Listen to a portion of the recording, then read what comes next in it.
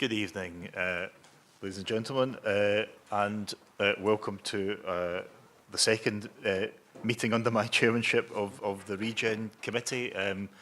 Obviously, it's typical that after a summer of poor weather, we end up being stuck at Gun Wharf on a sunny evening, but I'm sure we're all pleased to be here and lots to get through.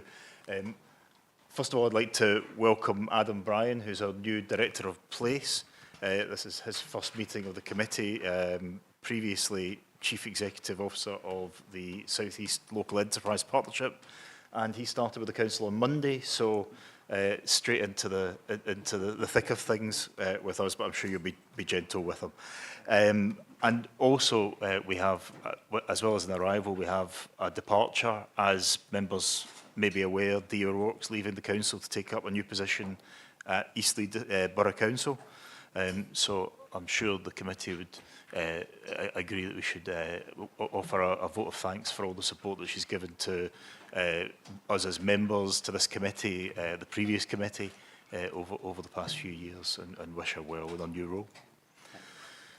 So, first of all, on to apologies for absence. I've received apologies from Councillor Etheridge, and Councillor Galvin is substituting? I'm substituting, that's correct, Chair. Excellent.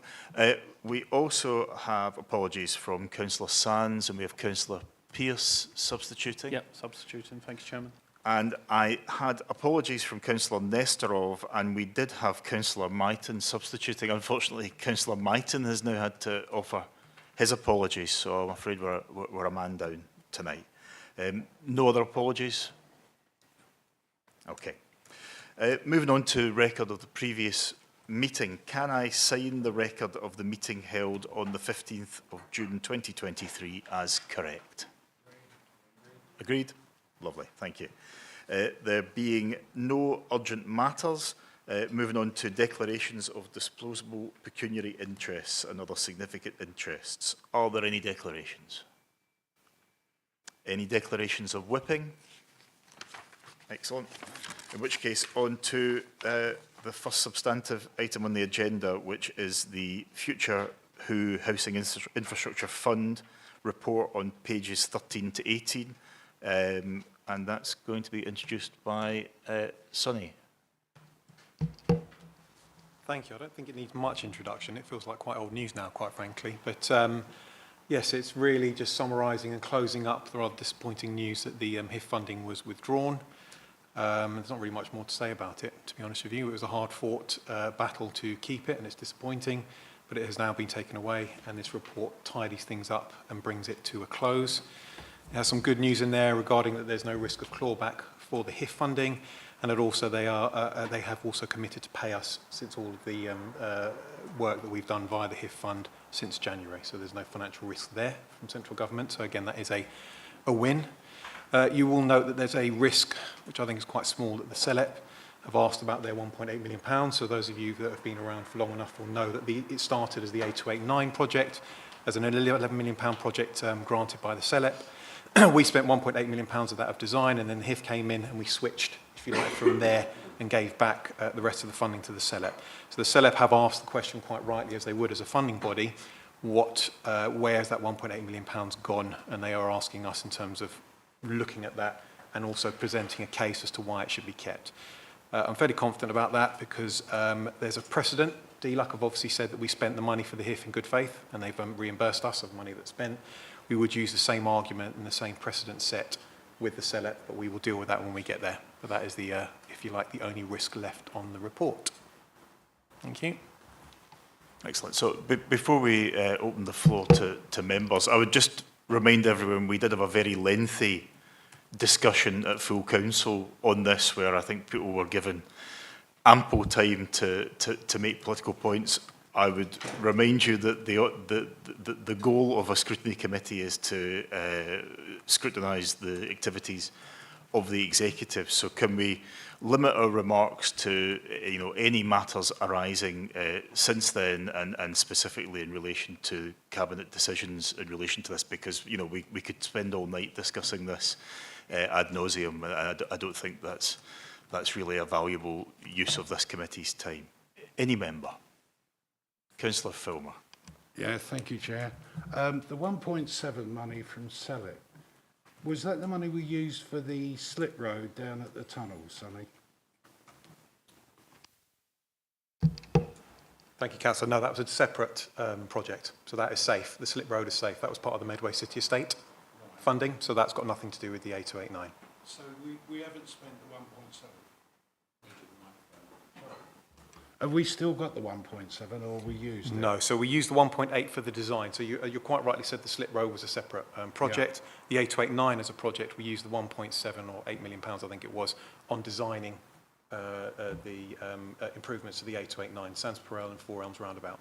Okay. We then evolved that into the HIF, and obviously it grew into a much bigger project. So can we not claim that back on the HIF money that we're claiming back? I like the thinking, but I've got a feeling that ship may have sailed. However, I think I'll go back to, and again, obviously there's no guarantee until we go to the Select, but I go back to that there's a strong precedent that we spent the money in good faith. There's also an argument that at some point that design will need to be used because regardless of any development coming into Medway from that direction, we'll need an A289 improvement. So we'll be arguing strongly. Any other member? Councillor Cook. Yeah, thank you. I think just following on from that point, it was that risk that jumped out to me as well, really, just in terms of this committee and just seeking that obviously as soon as an outcome of that was known, it would be shared, because I'm kind of encouraged that you said that you were, not overly concerned, but obviously we've got a risk rating there of B3. So, I've kind of highlighted that in my notes as something worthy of note. So I think, that would just be something I'd be very keen to sort of know how that's developing as it does. Thank you.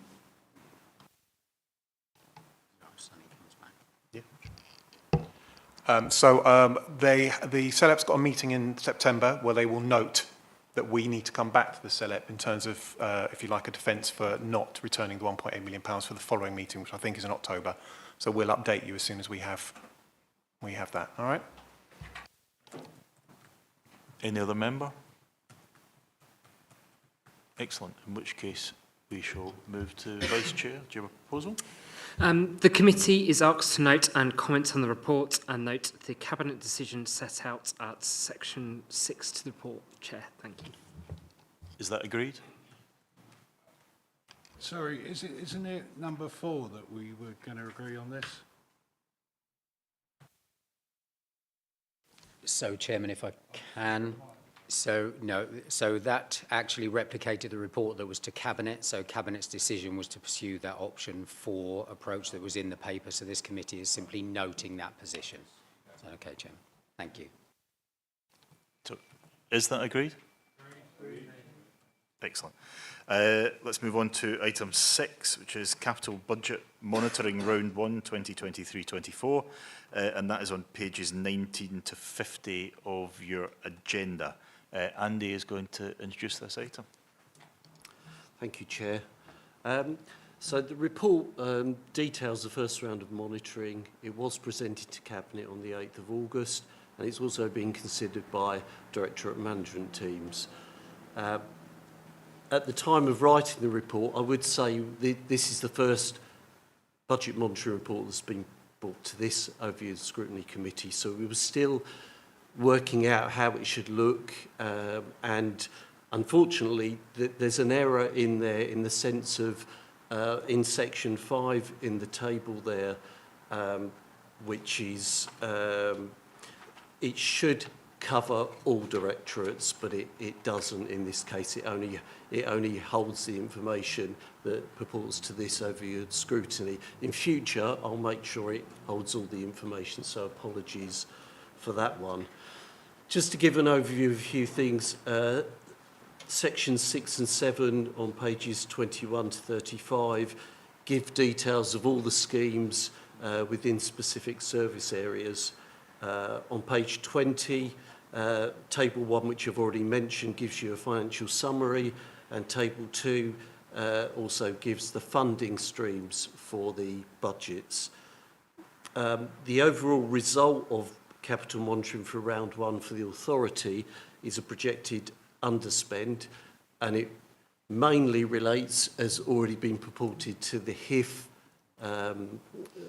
scheme.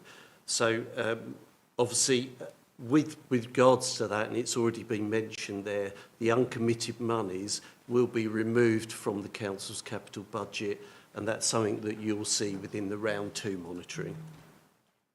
Just some other variances of note that it may be worth mentioning. On page 22, we've mentioned there's a potential overspend of 488,000 for the operational depot site. Just on that briefly, that it's just there's some contractual negotiations going on. It's still happening. We're waiting for the final invoices. So once the council gets to a conclusion on that, we'll bring that back further. There's other small underspends. There's 10,000 within culture and community. That's on page 26 to do with Lordswood Community Hub. And on page 31, we detail the Medway Development Company. And those schemes are listed, those where the MDC is working on behalf of the council on schemes. There are some underspends there to do with the purchase of Mountbatten House and Queen Street. Should be noted that Cabinet on the 8th of August also agreed to remove the remaining unallocated budget from the capital programme, and obviously in future new schemes will be brought back to Cabinet and Council for approval based on business cases that they bring forward. And then last thing really, section 8 on 36, page 36, that shows the projected use of section 106, developer contributions, and section 9 details the changes to the budget since the budget was approved back in February. There are 2 tables. 9.1 shows those changes that we've been able to incorporate due to time in round 1, and 9.2 shows changes that will take place from round 2 onwards. There's obviously risks included at section 11, and I'm happy to take any questions people may have. Thank you. Any member? Okay, Councillor Filmer. Yeah, thank you. Just a couple.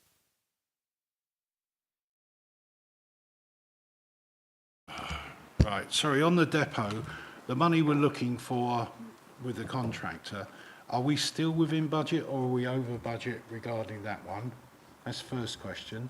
Second one, there is looking at money to reduce from MDC, which I understand that money was used to pay the contractors when they put in their claims at the end of each month. How are you going to deal with that if you're doing that? And basically that was the only questions I had regarding that, to be honest. Thank you, Councillor. Okay, to take the first point on the depot, I would say at the moment there are negotiations going on with officers and the contractor, and at the moment it's very difficult to say where those will finish up, but the indications are that we could have an overspend, and obviously if that is required, then obviously the service will bring back a report to council, to Cabinet and Council with regards to that, and obviously everything will be set out in that report. With regards to MDC, no, the schemes that we already have for which they're drawing down are outside of the capital programme. So for Chatham Waterfront and Garrison Point as it was, that's already in hand and the drawdowns of those continue, but they're outside of the capital programme.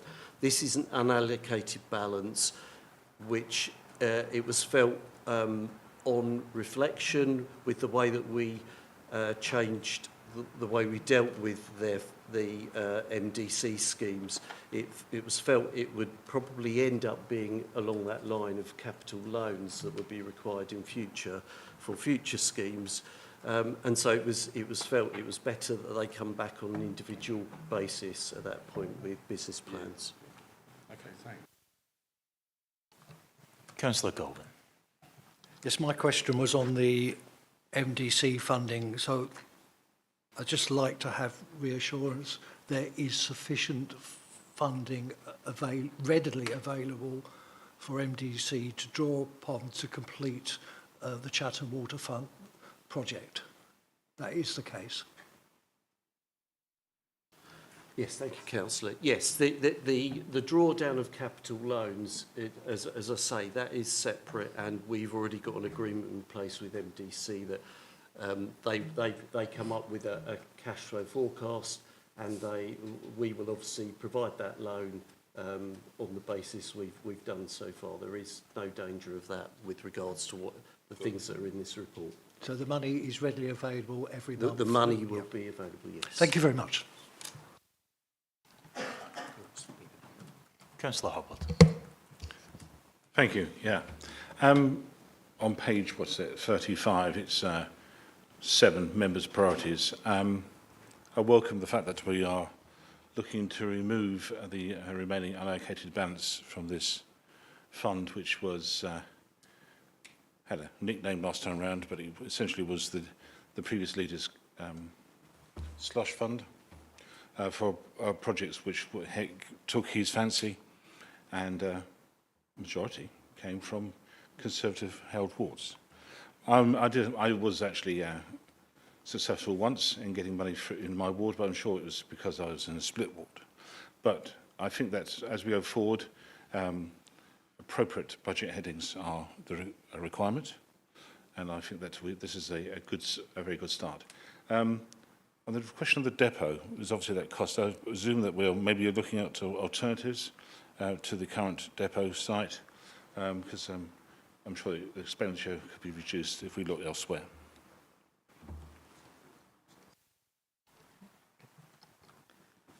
Councillor Hubbard, the depot in question is the one in Maidstone Road, so it's not the waste depot, it's the depot that's being used for SEN transport.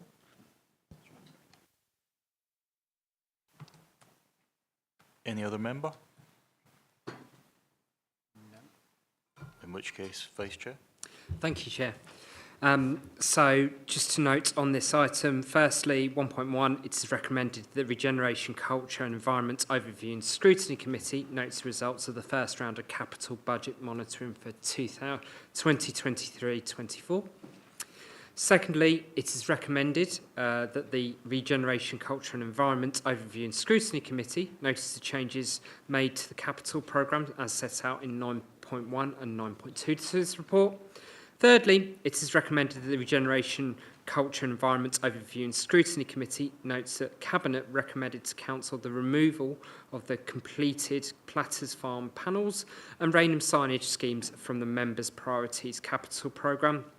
And fourth, but finally, it is recommended that the Regeneration, Culture and Environment Overview and Scrutiny Committee notes that Cabinet recommended to the Council the removal of the unallocated balance of £49.751 million from the MDC programme. Thank you. Is that seconded? Is that agreed? Agreed? Thank you. Moving on to agenda item 7, which is the revenue budget monitoring round 1 2023-24 on pages 51 to 60 of your report pack, and Dave Reynolds is going to introduce this item. So thank you, Chair.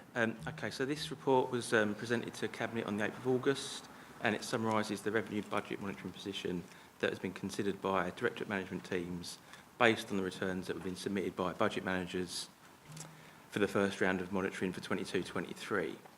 The result of that process is a projected overspend of 17.3 million across the council, of which 12.6 million relates to children and adult services. The overspend on regeneration, culture and environment is 2.3 million. The areas of greatest concern within the remit of this committee fall largely within culture and community, which is forecast to overspend by 1.8 million, of which around 1.5 million is in relation to planning. But all areas covered by the remit of this committee are detailed in sections 5 to 8. As reported in to the Cabinet in June, the capital and revenue budget outcome for 22-23 are the Council's general reserves currently stand at £10.084 million. So therefore the Council would not be in a position to fund an overspend on the scale projected So, Cabinet agreed the recommendation to CMT to implement urgent actions to bring expenditure back within the budget agreed by full council, or as a minimum to within what can be funded from general reserves, including consideration of the following actions: cessation of all non-essential spend, including reviewing spend on non-statutory services, curtailing, reducing or refinancing the capital programme where it impacts the revenue budget, and thirdly, reviewing and rationalising land and building assets. As Andy previously said, we were working up to the kind of the deadlines for the publication of this report. As a result, there are a couple of minor errors in the reports. Firstly, the report refers to the summary position being at section 5. That should say section 4. And it also says that sections 6 to 10 provide the detail for each service, but that should say sections 5 to 8 as mentioned earlier. And that's it. Happy to take questions. Thank you. Any member? Councillor Filmer? Thank you, Chair. Some of us are not surprised at the Q1 monitoring. This has been the usual for the last, I don't know, 10, 12 years, Richard, isn't it? Something like that. I mean, as it progresses, it will get better. But I mean, one that I was a bit surprised, but I have read the detail now, is regarding, we've not usually got that overspend on planning, but I take it that's because we're going to be pushing forward on a local plan or something like that. So is that money we're spending now or in the future? But, you know, I mean, statutory things, they're going to have to be looked at, and so we wait to see what happens. Okay, Dee? Thank you, Councillor Filmer. So the pressure on the planning budget is a combination of a lack of income in terms of fees from planning applications because the market is slowing down. Yeah, so we've got a reduction in terms of the fees that are coming in. I think it sets it out in here in terms of a pressure of £576,000 in terms of what we've set in the budget. The other factor is the expenditure on consultants for the local plan. Yeah. Yep, Dave? Sorry, just to add to that, I mean, in previous years, the expenditure on the local plan has been funded from a ring-fence reserve. That reserve has been largely utilised up. I mean, we will undertake a review of all our reserve positions, given the position we're in, and if that is one of the kind of the things that may help, hopefully, kind of help to bring kind of the projected overspend down as we go through the year. But there's no guarantee that's going to happen. So that's why it's reported as it is for round one. Councillor Hubbard? Yeah. My concern is that the forecast overspend in planning. Planning is under a considerable amount of pressure, just not the local plan. It's had a restructure, but it's the fact that everybody feels that the planning should deliver, but delivery depends upon the value of the fees we get in from central government. It's nice to see that the chief planner for the Department of Levelling Up and Housing Communities has sent out a letter, newsletter, and he's talking about substantial increasing. So they're talking about draft regulations to increase the national fee of increasing of 35% for major applications and 25% for other applications. That will go a long way to start to seal that hole, because we have some big planning applications going with a lot of little ones. But you can't run a planning service at a loss, and then nationally the government is saying you're not doing enough, council. You're hindering by stopping. And in fact, the hindering is actually the value of the fees we're not getting in. So hopefully that will start to address that issue. But the local plan, yeah, but the local plan is needed, and we're pushing on. So come September, regulating 18s out there, that will cost, but it's got to be done. Councillor Doe. Thank you. I'd just like to ask a question, really. I know it's familiar territory, and which is, of course, the Children and Adult Services is now facing a £12.5 million overspend. Now, I know in the past we've had to provide additional funds for Children and Adult Services because of two reasons, really. First, the standards that are required obviously, although they don't match the money available, we've always said that we regard that as a very important part of what we're doing. But it does seem to me that when this is so near to the beginning of the budget year, that we're now already forecasting at the end of the year a £12 million overspend, I'm very concerned about that, obviously, and I don't know that the detail is here as to why that has happened. Is it an increase in demand, or is it, and if so, why wasn't it foreseen? And I just think that is, quite serious. So that's the first thing. The other point I would make is, of course, we know that adult services is likely to receive the similar attention to the children's services from inspection. And if it's already £2 million, again, over, then, quite frankly, I don't see how the books are going to be balanced. So I would like, if I may, get some comment on those 2 points, please. Richard. Thank you very much, Chairman, and thank you, Councillor Doe. As ever, Councillor Doe is wide-ranging in his thinking, so whilst this is strictly outside the purview of this committee, so we should be focusing ourselves on regeneration, culture and environment. With your forbearance, Chairman, and that of members, I'm happy to respond to both those aspects, if that is okay. So at this stage, as Councillor Filmer said earlier on, Q1 forecasts do tend to be high because we are trying to project what is going to be happening throughout the rest of the financial year. The pattern has previously been that does start to come down. Certainly when I saw the first projections as Chief Executive, had a conversation with my corporate management team, colleagues here around the table, and I have said that I want to see stringent management action taken to make significant inroads into that forecast overspend by the time we see those Q2 numbers emerging, which of course will be presented to members. Just going to the specifics of Councillor Doe's queries, absolutely right, as ever, Howard. In terms of children's services, yes, the issues are around demographics, but they are around costs of placement, they are around staffing costs as well. And of course, we are in the final throes of our ILACS inspection, Ofsted inspection into children's services. Let me be clear with members, children matter in Medway. That's been really important for us, that we have taken all the necessary steps to ensure that we create an environment where children thrive in Medway, and that will certainly continue, albeit we will, of course, look pretty assiduously at the budget position for children's. In terms of adult social care, again, Councillor Doe is right. CQC inspection, the assurance framework, is looming for local authorities. That will be a pretty stringent test of our arrangements too. Fair to say we have run a very strong adult social care service over the years, and we have a very strong team, leadership team around adult social care, and we will certainly be doing our utmost to present a positive position under that assurance framework. We need to grapple with the budget position.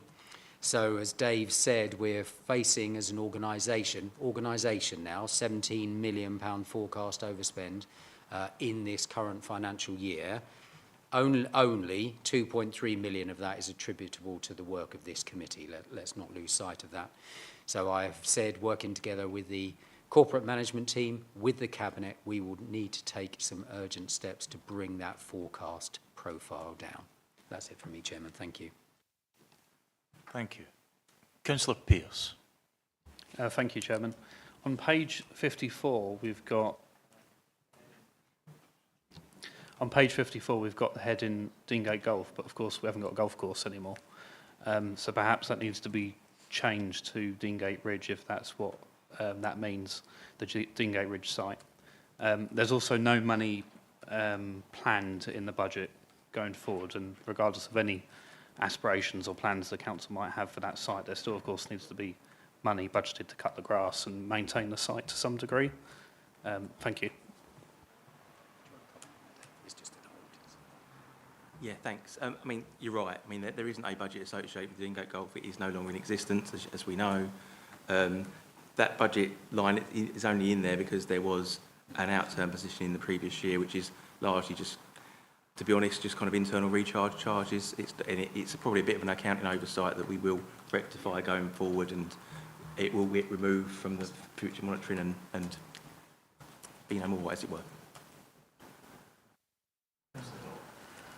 Councillor Govan. Thank you, Chair. Again, on page 54, I noticed near the bottom of the page, there's a paragraph that says there are a range of further pressures related to multi-storey car parks for security, contract cleaning, maintenance, etc. I'm very concerned, whilst I fully understand we're in a difficult budget situation as ever, but I would urge those involved to act with extreme caution. We're trying to cut the budget for the cleanliness of the staircases and the Brook multi-storey car park, and indeed the Rochester multi-storey car park. I believe we've got to look at the bigger picture. Certainly, as far as Rochester's concerned, a lot of tourists come to Rochester, will park in that multi-storey car park. If they are presented with a dirty, smelly experience, they may not want to come back to Rochester. So we've got to think of that as not something that is an investment for the sake of it, but that is very much an investment in to get our keep our tourist numbers where we want. For the Chatham one, we've also got to remember that we not only own the Brook multi-storey car park, we also own the Pentagon Centre, and we're also engaging in a huge, great regeneration programme within Chatham. If people come to visit Chatham, and again, those multi-storey car park stairs are in a bad state, particularly the Brook was in a terrible state a little while back. It took a lot of time and effort to get that cleaned and repainted. In fact, it had to be repainted twice because the first time the quality of the materials was no near up to the job, but it was done for a second time to a much higher standard. And when I last inspected it earlier last week, I've got to say I was quite pleased that the standard of cleanliness had been kept up as it was when I was in charge of looking after that area. So I will continue looking at it, and if I find it deteriorating, I will be reporting it back very quickly, I can assure you. So, but I think what I'm really trying to say is with these, we've got to look at the bigger picture, whilst, yes, there is pressures on budget. But if we allow those places to deteriorate, actually you will put greater pressures on the budget because you will not be able to let units in the Pentagon Centre. We will lose income there, and we will potentially lose sales for our regeneration projects in Chatham as well. So I'd urge people not just to get the red pen out and think of the immediate costs that could be saved, but to look at the bigger picture, please. And certainly, I'll just echo what Councillor Galvin said about Rochester car park, but there certainly were issues with the multi-storey car park there, which I identified as ward councillor, antisocial behaviour issues, and I think that it's not just about cleaning the stairwells, it's about the sort of antisocial behaviour and the community safety partnership working to eliminate that. And I know I would also want to put on the record that, you know, in terms of the Rochester car park, the youth services team did a fantastic job of engaging with some of the young people who were involved in that antisocial behaviour. So it's also about tackling these issues at the root rather than simply calling in the cleaners after the fact. So I'm sure that that's something that will come up when we scrutinise the community safety partnership that this committee follow down the line. Yeah, noted, Chair. Okay. Any other member? Councillor Peake. Yeah, following on from that, because I did go out to London quite a lot. I've noticed with the Rochester multi-storey, last time I think it was only floor 2, there was a stench that reminded me of the Pentagon. We don't want that car park to go down the same road, forgive the pun, of the Pentagon. That's horrible, you know, people urinating or whatever. We lack a warden scheme in this authority. Do we have any kind of monitoring about, I mean, you've just said what you said, Chair, but is there some systematic monitoring at all about how those car parks are being used? Try not to label, you know, by certain groups, their behaviour, using it as a toilet. Is there any monitoring, so we've got information about that at all, please? Yes, certainly, Councillor Peake. There is, and in the Rochester multi-storey car park, there's over 25 CCTV cameras that are monitored by Kindy. So they are able to pick up if there is things going on in there that shouldn't be going on, most definitely. They've got the link with the police as well. They report in. There's also my parking team who are regularly in the area, and that goes for the Brook car park as well. So we do as much monitoring as we possibly can. I'm afraid with multi-storey car parks, there is a tendency, particularly out of hours, for people to use them for the wrong reasons.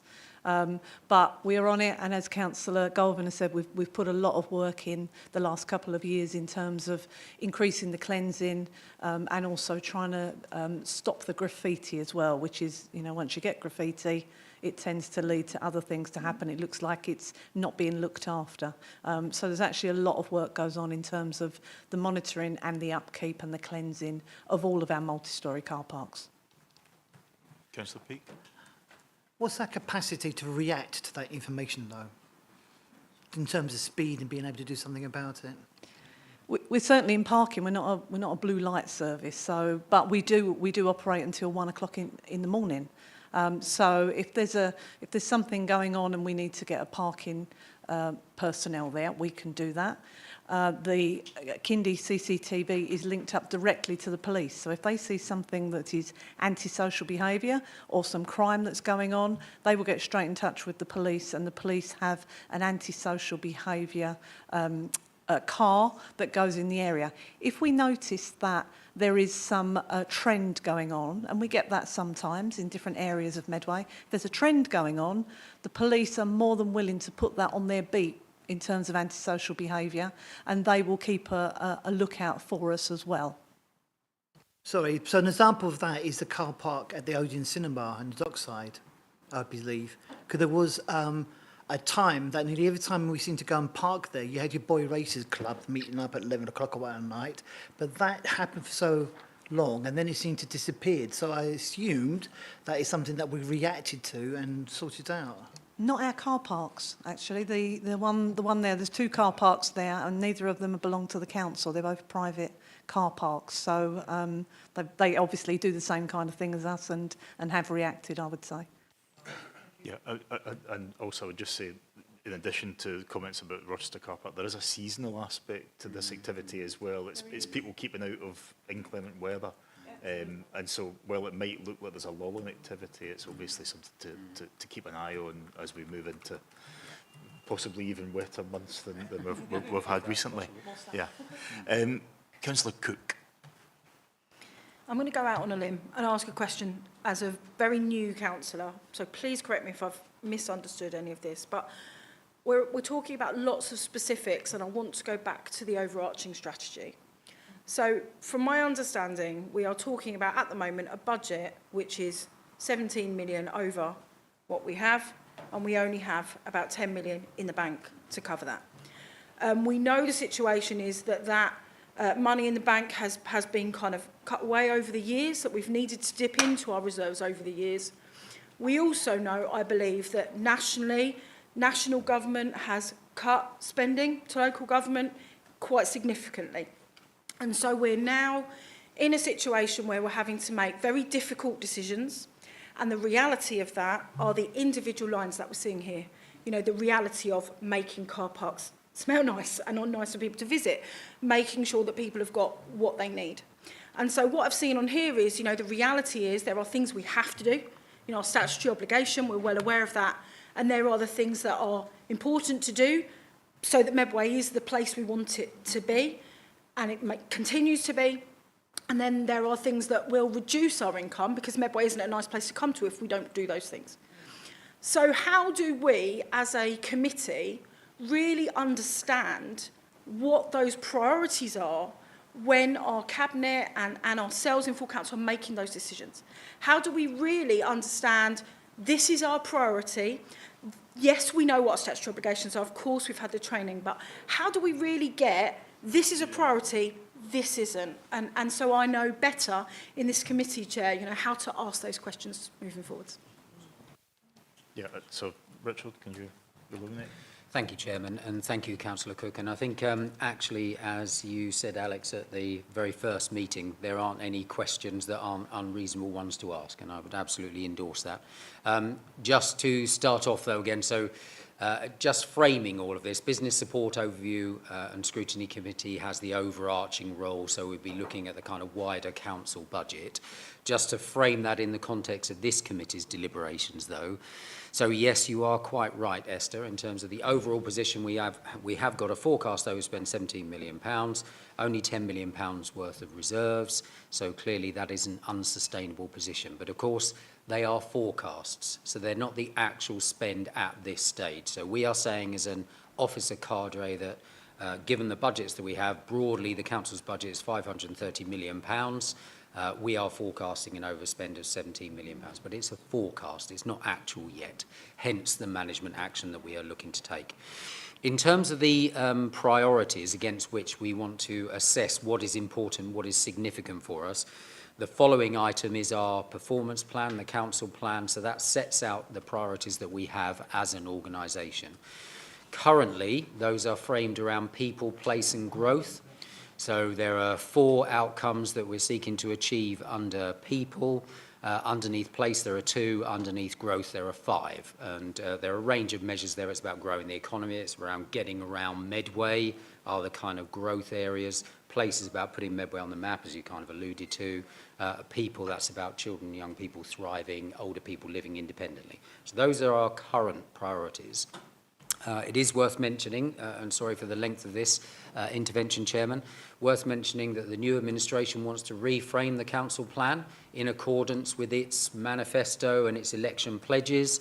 That is a piece of work that is ongoing, jointly with the corporate management team and the cabinet, currently, just on those early iterations of what those priorities might be, which will helpfully frame what the council's priorities are into the future. I think I would certainly not want to be complacent about our budgetary position, but the leader of Kent County Council was on the radio this morning talking about their £40 million budget pressure that they are confronted by. Local authorities up and down the country are faced with significant financial challenges, and it's our job as the officer executive, as members, working together to chart a course through those challenges. We do have statutory services that we have to provide. They're statutory for a reason. They're about providing good services. But equally, the discretionary spend is quite often what makes Medway the exciting, vibrant, dynamic place that it is. And I know it's also the will of members that we do try to maintain those discretionary elements of spend as well. So that's the task before us. That's the task that we will rise to. Thank you, Chairman. Yeah, and I would just add that it is the role of this committee to set the executive straight if those priorities don't match our priorities. So, you know, I think that's a very real opportunity for us to shape that, and that's the purpose of this committee, is where we voice that discontent, and hopefully this committee will be listened to when it makes those comments. Any other member? Give other people a chance or come back. I think I'm just thank you very much for that, because I'm also aware that, you know, what I believe I heard is that writing local plan is something that's also come out of reserves in the past, and we've got to do that as well. So, you know, I absolutely, I've spent a long time reading the priorities that we're going to come to later. It feels like there's even more work to do, you know, and so I'm under no illusion this is around the room, a room of people that can do it, but, you know, to really understand each time it's a have to, or it's a want to, or it's a need to, you know, and to really have that steer is really appreciated. Thank you. No other member? In which case, Vice Chair. Thank you, Chair. The first recommendation here, it is recommended that the committee notes the results of the first round of revenue budget monitoring for 2023-24. Second is that it is recommended that the committee notes that the Cabinet approved the virement of £500,000 from the Independent Fostering Agency budget to the internal fostering budget to reflect the increased internal fostering rates. And thirdly, it is recommended that the committee notes that Cabinet instructed the corporate management team to implement urgent actions to bring expenditure back within the budget agreed by full council. Is that seconded? Agreed? Thank you. move on to item 8 on the agenda, which is the Council Plan Performance Monitoring Report and Strategic Risk Summary, Quarter 1, 2023-24. That's on pages 61 to 122. And Nicola is going to introduce this item. Thank you, Chair. So this report summarises the performance of the Council Plan measures that fall under the remit of this committee for Quarter 1, April to June 2023. This paper was taken to Cabinet on the 8th of August 2023. There are 15 Council Plan measures of success which fall under the remit of this committee. These are presented in Appendices 1 and 2.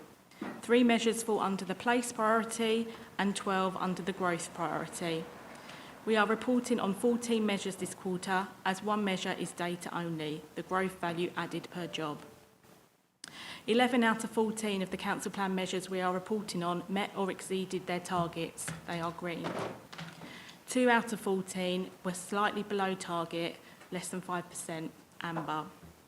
And 1 of the measures was significantly below target, 5% or more, and is red. This report also presents the Quarter 1 23-24 review of strategic risks at Appendix 3. There were no changes to strategic risk current scores this quarter. 1 risk is proposed to be removed from the strategic risk register, SR50, delivering the £170 million Housing Infrastructure Fund programme, following the recent developments that we heard about earlier in this committee. Thank you. Any member? Councillor Dole. I just want to ask a question with regard to page 96, if I may, on preventing homelessness. And I see here that the value is, we're now up to 400, if I read these correctly. And there is anticipation, both in the short and long term, that this is going to deteriorate. Now, I know for quite some time, having been in the driving seat on this, that we're actually holding those numbers at a lower figure than that, quite significantly lower. And I just wondered really whether there is, this is something really that should be looked at, because it will get away from you, and quite frankly, it's an extremely expensive option if it does get away from you. So I really just wanted to highlight that and make sure that the officers look into this, please. Councillor Doe, thank you for your comments. I've got the information that's available in front of me. I'm not quite sure what you're referring to in terms of we're holding this below this level. But I can go back and check with Mark and then come back to you with a more detailed response if that would be helpful. Thank you. Thank you. Councillor Fulmer. Yeah, thank you, Chair. There's the way we look at, I know at the last meeting was members that were concerned the way we get the results of some of the priorities. I did wonder whether or not you've looked at whether we're going to change the way we do it. But one of the things that I really am concerned about is the outcome of delivering new housing in Medway. Albeit we've probably built more houses this year than we have any other year, but to try and achieve the figure we're looking at, with mortgage rates going up, markets falling a bit, I think it's something that we need to keep a really close eye on and monitor, really perhaps come back in sort of 3 to 6 months and give us an update on that, how it's doing. Thank you very much, Chairman, and thank you, Councillor Filmer. So exactly right in terms of our net new homes delivered. Actually, for the last 3 years, we've seen record numbers of delivery of over 1,000. That's the most in Medway's history in those last 3 years. We're awaiting the most recent year's performance, which might be slightly kind of under that. But nonetheless, that has been really strong performance more recently, and yet you can see from the papers that we're some way off that target. That is absolutely something that we are looking to address, looking to keep an eye very closely on as we develop the local plan. So there will be lots of opportunities as this performance report comes back to be able to assess that. I've got to say with the target, so in the papers it talks about 1,500 and a bit. Government's target for us is 1,667 homes each year. So that's a significant number for us and far outstrips anything that we've delivered thus far. Chairman, if I could just beg your indulgence, because Councillor Filmer alluded to our new proposals, new priorities that are coming forward. When that new council plan is kind of worked up and delivered, it will come through overview and scrutiny. It's a policy framework document, so it will come to overview and scrutiny for members to have a look at that before it goes on to Cabinet and then on to Council as well, because it's a policy framework document. Thank you, Chairman. Thank you. And just before we move on, can I just remind members to state which page of the report they're referring to, just to help everyone keep up with the discussion. Councillor Pearce. Thank you, Chairman. My question is on the citizens panel, which I first saw on page 67. Is it possible to get a breakdown of how many residents we have per ward on that panel? And reason why I would like to know is if there's not many in my ward, perhaps I can encourage my residents to join it. Because obviously the results from the panel feed into the statistics which were judged on here. Thank you.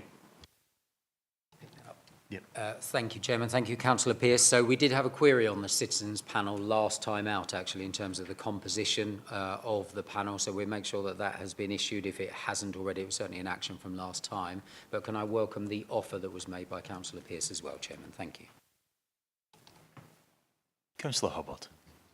So the page before, 66, the outcomes of green and clean and green environment. The first one, of course, is about parks and green spaces. I'm sure that is a reflection of the number of green flags we've got. Bilham Hill, not a million miles away from where I live, is going to be expanded. So I'm quite convinced it will have a double green flag next time round, once the reservoir is actually incorporated into the park. Disappointed to see that we still believe that we're doing well with litter picking. I'm not going to talk about it again, but I can still take you to the streets that always are littered, and I'll take you to the suburban streets in my ward where Councillor Etheridge lives, and you hardly see a bit of litter at all. So it needs to be addressed at some point. I'm sure the new targets will mean that we won't be seeing green at that point, and maybe we'll see something of a different colour, which kind of reflects what I see with my eyes. No reply. Yeah, I think we've had this discussion. I know, obviously, many of us have expressed surprise at the sort of glowing reports, and we can all highlight streets in our own wards which differ. But I know that's something that we are looking at in terms of making sure that these reports look realistic to people watching at home. Medway Council taxpayers, you know, we don't want them to be laughing at the report in the way that it sometimes raises a giggle here. Councillor Hamilton. So whilst not wanting to dwell on page 66 and the issue of litter, a couple of weeks ago I went out with the street team on a Saturday morning, and it was really quite shocking to see how much litter and mess there was on the whole of the high street. I want to really, just emphasise that it says green here, but it's clearly not reflecting the reality on a day-to-day basis of what we see. So that was at it was actually 6 o'clock in the morning, right through till 8:30 when I was out with them. They do a fantastic job, and I hope that you'll pass that on. They were keen. It's not great. It's not pleasant work. They're very committed to keeping the streets clean. However, there is a lot of litter on some of our key streets where we have both tourists and people who come to spend money in our area, and I'm wondering how that can be prioritised, but also it's not reflective of a green status in my opinion either. Ruth? Thank you, Councillor Hamilton, and thank you for going out with the team. That's really appreciated, and so are your comments. Thank you. Yeah, so we're doing a lot of work at the moment in terms of how can we make our high streets better, a better experience, and also some work with Norse as well as to how we can improve the scheduling of what we're doing.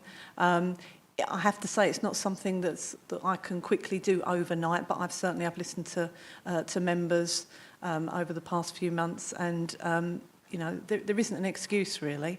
It's one of those things where we've put in new bins, we're doing education the whole time, but unfortunately litter does build up in the high streets. It is a problem. So we're looking at all angles at the moment. What different things can we do? How can we make it better? And as I say, we're working, my guys, with the Norse people, and we're going to see what we can do. So it's an ongoing project, is what I would say to you. Councillor Galvin. Thank you, Chair. I'll start with litter as well. It's not just the high streets and the busy streets that get problems with litter, it's also in our urban areas. But certainly in my patch in Lawswood and Walderslade, we're very fortunate in having a group of volunteers. And I believe they're up to now 10,000 bags of black sacks they've collected. And also, very alarmingly, the amount of 1 litre size nitrous oxide cylinders they're picking up. And that's something that's been particularly noticeable over the last 12 months. In the past, it's been mainly those little silver bullet-shaped ones. But now, unfortunately, the kids have moved on to consuming litre cylinders at a time. We are picking up in Walderslade and Lawswood, I'd say, several hundred of them over the last few weeks, which is very concerning. I think Norse as well do a very good job, but the problem is, unfortunately, we've got a small minority of our residents who don't seem to care, and I think we need to lobby government more to actually make the penalty for littering more severe, because I think at the moment they just laugh it off. You know, a fine that's only in tens of pounds, people don't bother about. And also with Regeneration, I don't think the magistrates take the situation seriously enough and do not issue sufficient fines that they could possibly do. And it's just a very small minority that do this, but they just treat the rest of our community with contempt, which is a great shame. I'd just like to comment on a couple of things, because as it can be quite rightfully, we always hear to scrutinise and highlight things when they go wrong, but I think I'd just like to look at 3 things where I think the council is performing pretty well. I was delighted to see on page 70 how the Medway Task Force is still performing brilliantly in some of our more challenging areas. There's a long list of their projects, which I think is great. On page 86, there's good news that our GVA is going up bit by bit, and you know that's not something to be done in the short term. That's been a long-term project, and I do hope that the new administration will keep up that good work, and we can still keep that trend of improvement. And the other one I was delighted to see, because it hasn't been so good in the past, on page 93, actually our figures for NEETs is now at long last below the national average. So in fact Medway is performing quite better than the rest of the country. So I think, you know, congratulations go to all the officers who've been involved in that. So while it's quite right, Chairman, that we should make sure where things are not going right, that we point that out, but I think it's also equally important to give encouragement to those that are doing a good job. Thank you, Chair. Yeah, I'd just like to make a point myself, if I may, just on the sort of scheduling of litter collection versus refuse collection. And, you know, I note that the service, which many people in Medway appreciate, a weekly bin collection, in itself, because of the nature of the way the litter is, the way the refuse is collected in black bags, arguably can cause 3 days out of 7 to be problematic in certain areas. So you have people putting rubbish out the night before the bin collection, so that then gets torn asunder and causes a mess the day before collection. Obviously, that stuff is not all collected. You know, I understand why. I understand that the Norse teams have a job to do, and it's not always to chase litter down the street. But you know, even with the best will in the world, the following day it can take until reported problems are cleared up. So, is there any thought given to, you know, it doesn't fit? There's no one-size-fits-all refuse collection process, but for those who could have, for example, wheelie bins that would maybe keep the rubbish more securely, is that something that we are looking into? You're absolutely right, Chair. Is one of the issues is the model that we use at Medway, and that is, you know, the black bins and also the open bags for recycling as well. You know, things get blown around, as you say, people put stuff out, pets. Certainly if you look at the authorities who contain their waste, you will see that I would bet their littering is not as bad as the places, and we aren't the only place that does black bags still, I have to say that as well. So I'm working with Councillor Curry to look at, you know, is this an issue? Is there something we can do around it? Obviously, there's a cost involved, but certainly containing waste, which would be a wheelie bin, is one of the answers that could be looked at. Is that okay? Any other member? Councillor Pearce. Thank you, Chairman. Just on page 69, as we're a scrutiny committee, at the bottom there is a typo. It's meant to say that the Royal Society for the Protection of Birds has recruited 2 new posts, TWO. I'll just make a comment on who's who. I don't like the name of the project, but it has got good aims and objectives with the heritage, history and environment on the Hoo Peninsula, and it's a standalone project. It's not linked to any housing or anything. It's just to improve things in general, which is nice. Thank you, Chairman. Councillor Cook. Thank you. If I could go back to the section we were just talking about, starting on page 91, residents with jobs and skills. And obviously your eyes are drawn to the Amber, given absolutely agreeing that, you know, we want to praise the fantastic work that is happening. And taking us to a couple of points there. One is page 92, talking about withdrawal reasons not being known for learners attending from the adult skills budget funded courses. And that just seems to me to be something that really does need addressing. You know, if we're putting money in and then it's not being followed through, that there's perhaps a quick win there around capturing that data. And then the second part for me was then sort of taking us down to the sections looking at NEETs, and also then just cross-referencing that back to the sections around child-friendly Medway. And I'm just conscious that there isn't a lot of explicit mention of care leavers or children in care. And I'd be really interested to know whether the NEET statistics are different for care leavers versus non-care leavers, and also just in terms of child-friendly Medway access, whether that is accessible to all children in Medway, or whether, particularly with our corporate parent hat on, there are some children that aren't able to access their provisions in the same way.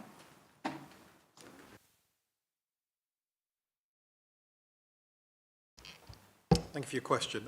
In terms of the unknown withdrawals, I can go back to my head of service, Daniel, who's running Medway Adult Ed, and we can drill that information down more and come back to you. Okay? I don't know whether NEETs as well, or are you doing the other two? I mean, I think, and on top of that as well, so you've asked the question in terms of the stats, are they separated NEETs, the child care leavers and children in care, etc. So I know Daniel works very closely with the People Directorate, so I know that we are definitely working with them in terms of care leavers and obviously trying to make sure that they're not a part of the NEETs. I will again, as an action, come back with a task around whether they're included in the NEETs. I would imagine so, but let me confirm back to you. All right? Thank you, Chairman, and thank you, Sunny, for that answer as well. So just in terms of the wider position on child-friendly Medway, yes, it is absolutely a universal offer. So that is really important for me, that it is open to all children and young people across Medway, and we've seen some fantastic engagement over the last year. We've had engagement with 100,000 children and young people during the course of a year. So that is phenomenal engagement, and much more that is planned as well. Very conscious of the need to address care leavers as well, children in care, and make sure that they are included within that, and we do a lot of work around corporate parenting to ensure that that features large in our thinking too. And just to add on Medway Adult Education, of course, recent Ofsted Good rating that we've had for Medway Adult Education, and Dan Ratcliffe that Sonny mentioned is an excellent officer doing a great job as well. Thank you, Chairman. Any other member? Councillor Field. Hi, thank you, Chair. I just, at the beginning we were talking, particular Councillor Doe, around preventing homelessness, and we were looking about actually how we're still green, and reflecting that's quite a difficult task at the moment, given issues with cost of living, and the supply of affordable housing. I kind of wanted to question around 102, and obviously we are in a housing crisis. We need new houses. Provision and supply of houses is something that is urgently required, and at the moment with housing developers not being in so much of a profitable situation, we're seeing less come in. What I just wanted to know was, is there any additional information we can talk about in that section around the supply of affordable and social housing? Because I think that's a key concern, to make sure that is available, because more social and affordable housing helps us to manage the situations to prevent people coming to homelessness. And I think that is a key area of understanding what our housing provision is. So this is linked to the local plan process in terms of increasing our ability to build more houses. And if we can increase the number of properties that we're able to develop, we'll be able to increase the supply of social and affordable housing. So it's all interconnected. So we absolutely can incorporate something into that, specifically around affordable and social housing. So I can go back and talk to Mark and Dave about that, and we'll put that into the new report. Councillor Pearce. Thank you, Chairman. On page 104, there's a getting around Medway outcome. It's green, which surprised me, to be honest. It says there's 5 key routes across Medway. Does that include 4 Elms Hill? Is that one of the routes? I think if I showed this to some of my residents, they'd probably laugh. So I need to make sure that includes 4 Elms Hill. Thank you.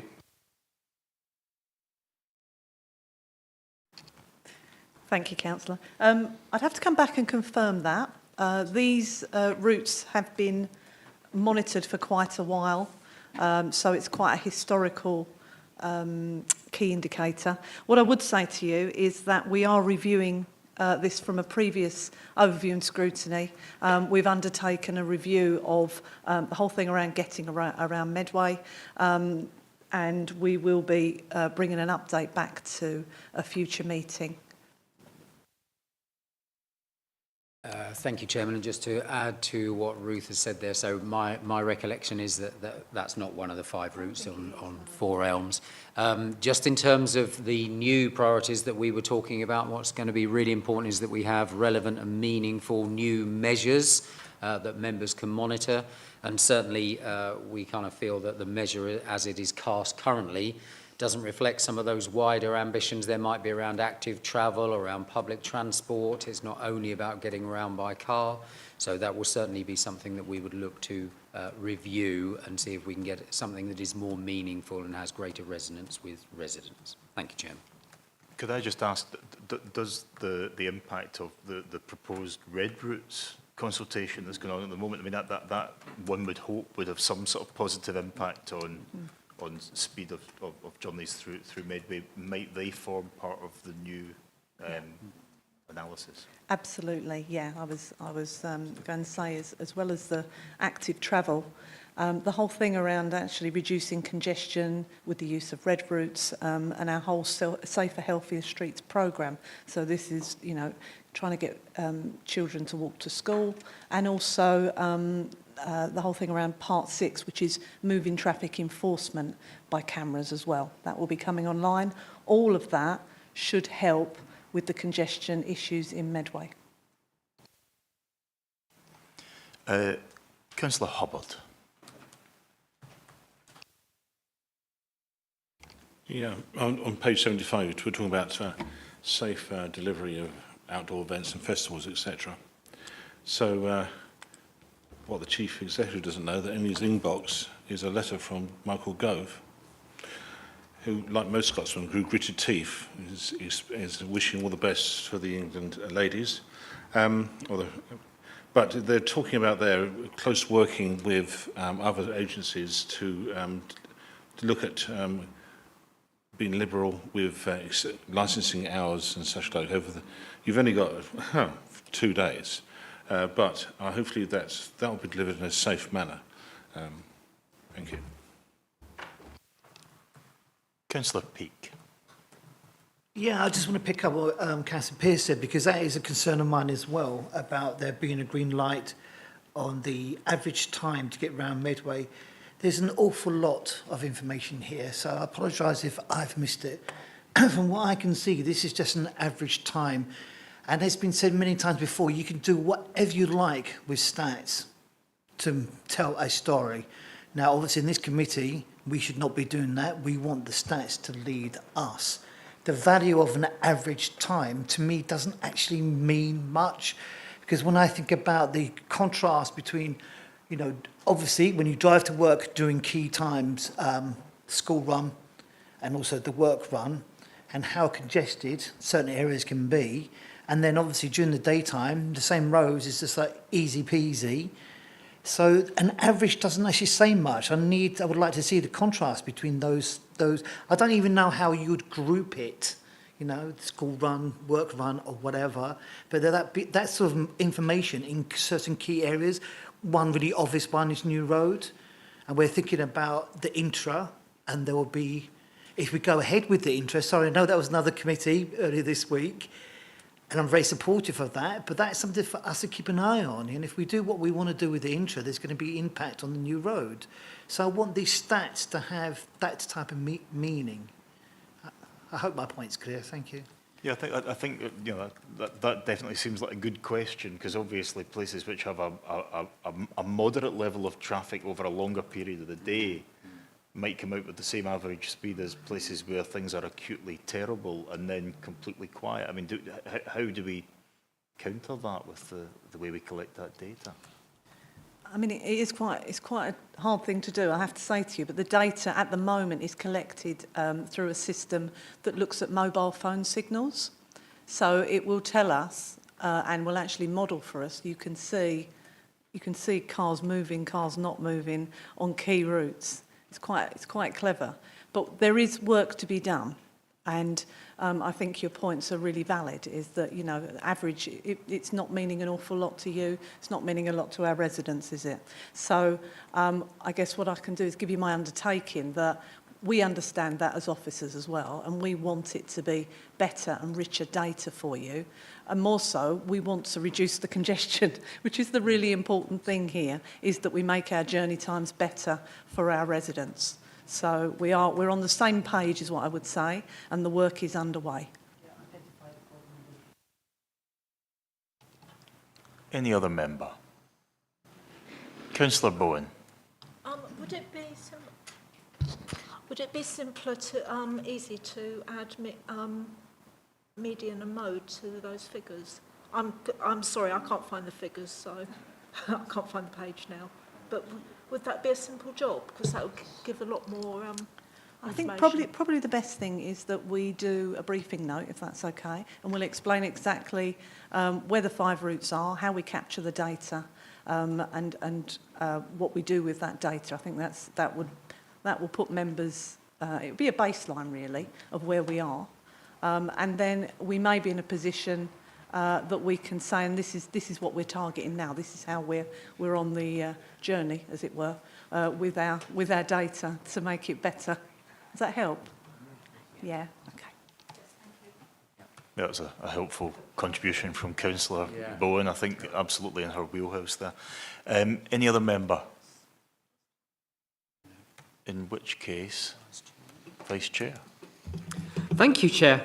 The committee is asked to consider the Q1 23-24 performance against measures used to monitor progress against the Council's priorities, Appendices 1 and 2, and consider the strategic risks that fall under the remit of this committee, Appendix 3. Is that seconded? Agreed? Thank you. Move on to agenda item 9, petitions, pages 123 to 126. Any comments from any member on that report? Councillor Filmer. The only one I would make any comment on is the one for Chatham. I am aware there's been a water leak there since January this year. So on the report it says it's a priority 2.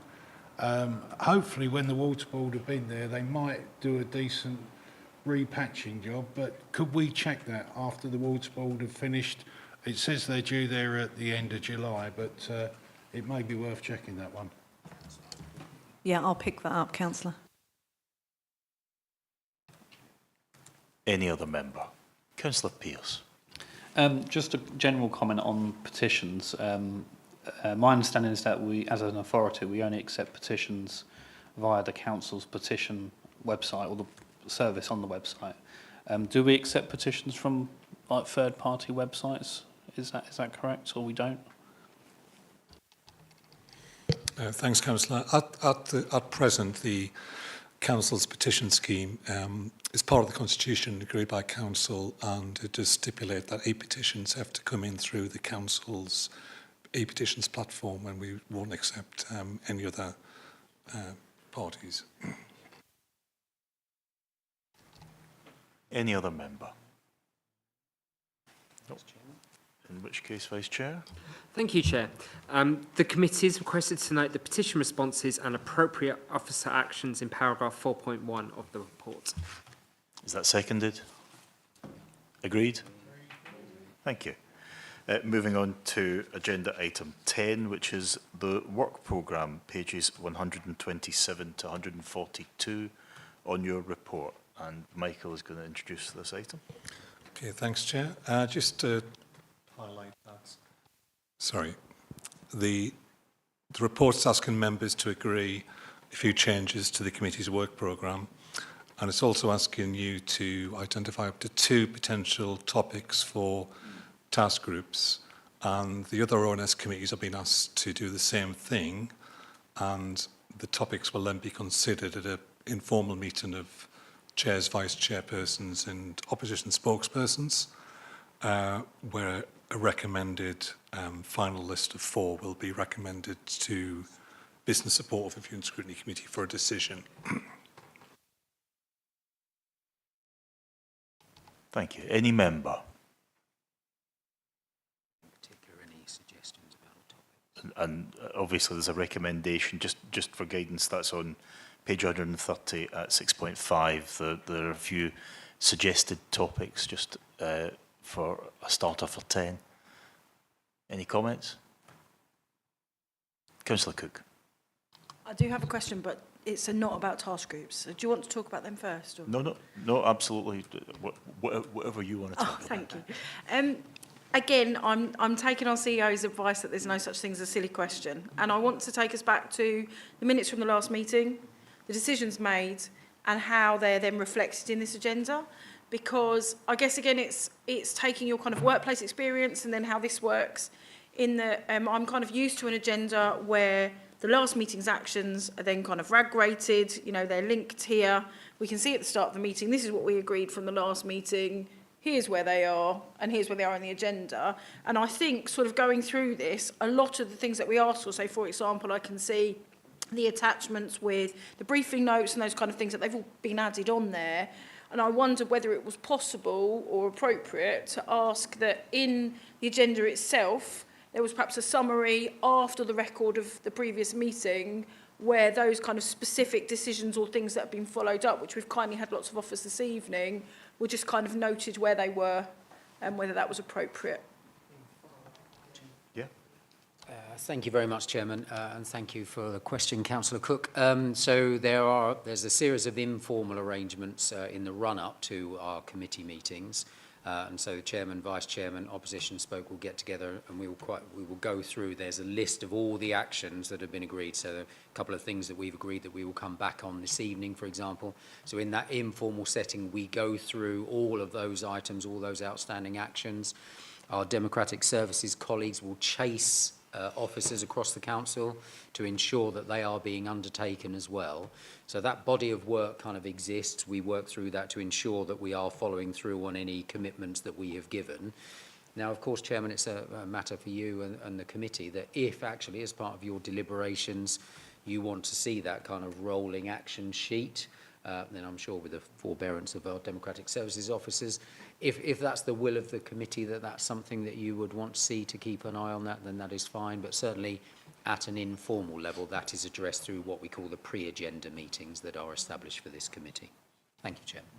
Yeah, I mean, what I would add to that is that that's true, and I would be loath to draw too many conclusions from what I've only been present at two of these pre-agenda meetings and what they entail. It does place an awful lot of the pressure for scrutiny on 3 or 4 members of the committee. For example, the action points on the petition raised at the last committee meeting. Actually, I think some of them, they had been undertaken without the sort of key inclusion of the members of the public who had been told they would be part of that process. So there was a sort of having to draw that back and start again. But that felt like something which could have been picked up if we had a slightly more rigorous process for those action points, as Councillor Cook says. Thank you, Chairman. So if that's the will of the committee, Democratic Services colleagues will be able to pick that up. We could certainly roll something. It's quite common practice in organisations, and you have the kind of minutes of a meeting, then you have the action log underneath that.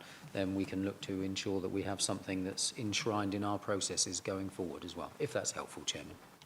Yeah, I think that seems to be popular. Councillor Filmer. Sorry, thank you, Chairman. You mentioned about working parties. We wonder if Smart City, looking into works on Smart City, might be something that we ought to be looking into. There's quite a bit of scope there, I believe, Chief Exec, isn't there? Shall I? Yeah, absolutely. And could you perhaps illuminate what that's all about for those in the dark? Absolutely.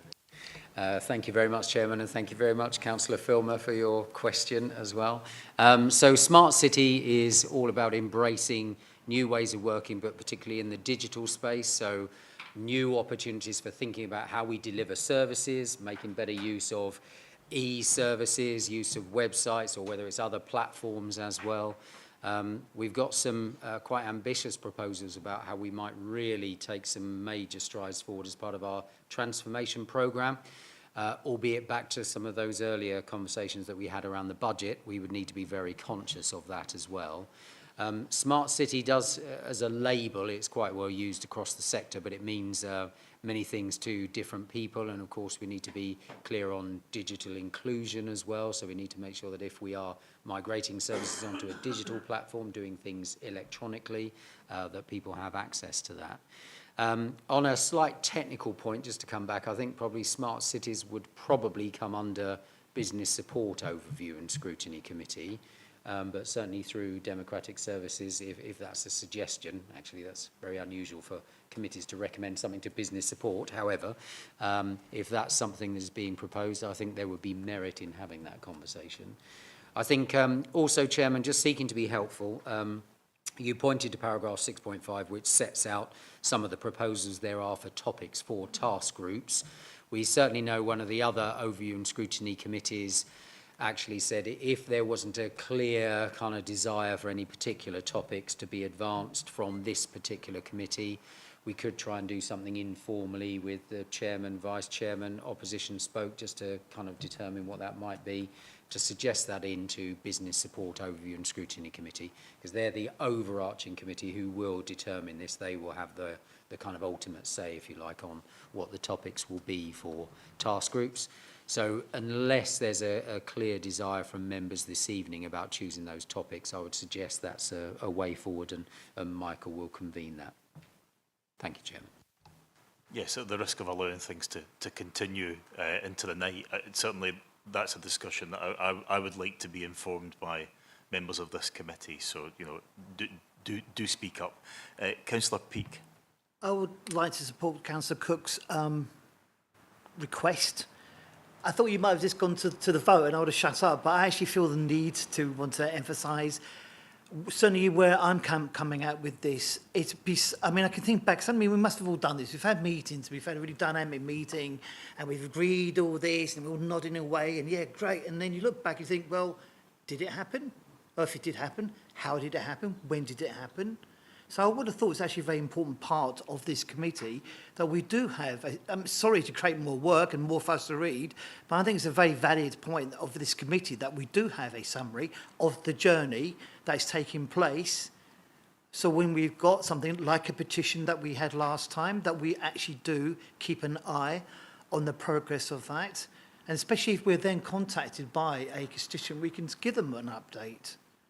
So bearing that in mind, I really appreciate it. But I appreciate your responses as well, which were very positive. So thank you. Thank you. Councillor Pearce. Thank you, Chairman. Yeah, I'm supporting what we're discussing, but just a quick comment. I'm very happy with what I've heard tonight about the local plan work being put through the scrutiny committees. I'm glad that that idea has been kept, because it's only going to make better plan making if it goes through the scrutiny committees, and we can all go over it thoroughly. But thank you, Chairman. Thank you for the meeting. Councillor Hubbard. Yeah, picking under 6.5. All 5 subject areas there are important, that's for sure. But if I was looking to pick out one from them all, I think public transport and active travel will be number 1, maybe, and then number 2 will be the new social housing regime. Public transport in our borough is very much focused in and out of, say, 1 or 2 locations, and very poor to go out to the periphery of our borough. So, you know, when I came a councillor, I do think nothing really happened in my ward. Then I'll go and then knock on go round to the councillor for All Saints Ward, not the member opposite, but the other councillor who happened to be related to me, and there were people ringing him up asking where the buses were. Nobody ever asked me where the buses were in my ward, but that's the point is that you know, the public transport out to the peninsula, through the peripheries, and if you see live more in Wood Estate, you know, you have a bus that goes into Chatham and doesn't allow you to go somewhere else, like in and around the area. You've got to have 2 changes of buses, 3 changes of buses to get anywhere. To get to my place of work from where I live, it's 3 bus changes and actually a long walk. So we need to actually do something about trying to integrate our public transport and to be far more effective than it currently is. Thank you. Thanks, Councillor Howard. Yeah, I think that certainly reflects a lot of people's experience. I mean, you know, we can all bring our own anecdotes, but certainly my nearest bus service takes me everywhere except a railway station en route, which just seems completely counterintuitive in any sort of integrated network. Councillor Field. Oh, well, I was going to make a very similar point. Admittedly, I do work in the field, so I do have a particular fondness for public transport and also active travel as well. I think, you know, this is, as others have made the point, you know, this is an area that Medway is probably lacking in compared to comparator areas. If we look at somewhere like Brighton and Hove, if we look at somewhere like Reading, we could do things a lot better. Now, obviously, we have distinct geography, but you know there is certainly there, and I note obviously we had a discussion around congestion and the report that's due back. I also note last time there was an action on an update on the bus service improvement plan, but I do think, you know, perhaps, you know, a fresh look at what's there, you know, looking at different modes of public transport, different modes of active transport, how that fits into the delivery of the local transport plan, how we're looking at that, and looking at what some of those tools that we have available via legislation to improve that. Now, obviously, you know, resources at the moment are low. You know, our revenue grant's been cut significantly over the last 13 years. You know, this costs money, but ultimately, you know, getting better public and active transport helps to invigorate our communities, helps to improve social cohesion, helps to improve our public health.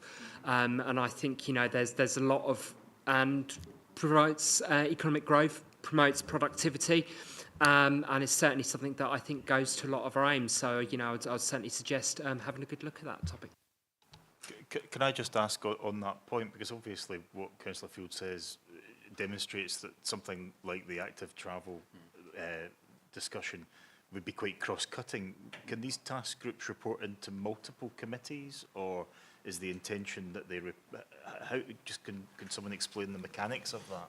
Yes, I mean, sometimes, thanks, Chair, sometimes the nature of a topic will be cross-cutting across one or more overview and scrutiny committees, and in that case, the task group membership would typically come from, you know, the two committees concerned and report back to both.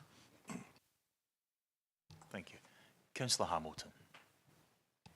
So I just want to echo the proposals from Councillor Hubbard and Councillor Field. I think the new social housing regime is definitely worthy of a task group.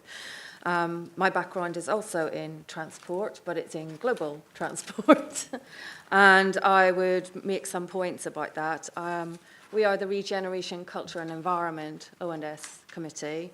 We should be looking at public transport and active travel with a complete emphasis on climate emergency and the fact that we need to have a public transport system that is absolutely fit for the future. It is totally woeful, in my opinion. It's one of the worst public transport systems I've ever seen. And I have seen many public transport systems over the years. So I think in terms of task groups, public transport and active travel, absolutely critical. It's about cultural shift, it's about behaviour change, it's about getting people out of the practice of popping in the car to drive for 3 minutes down to the local shop or take their kids to school.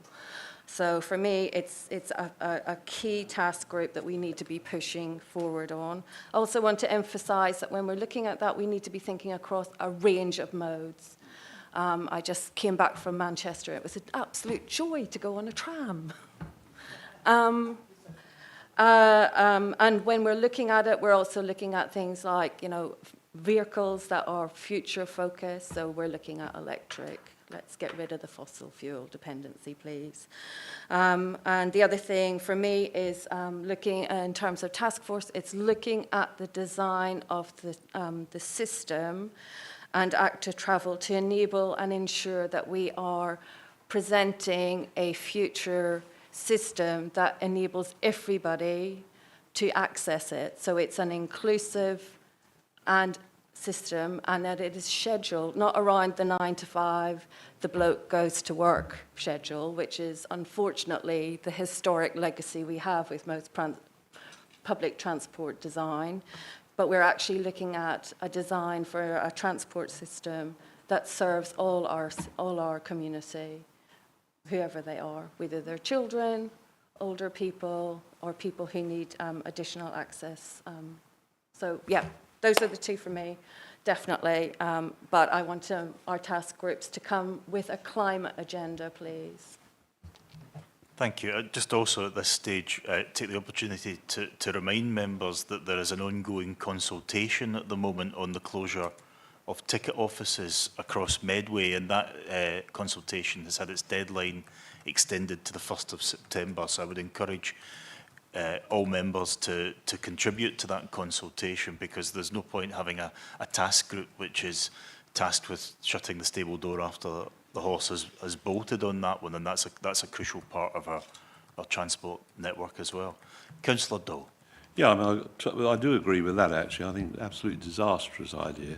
But I think what we need to be quite clear about is if you're looking at public transport, I think we're talking earlier about smart cities.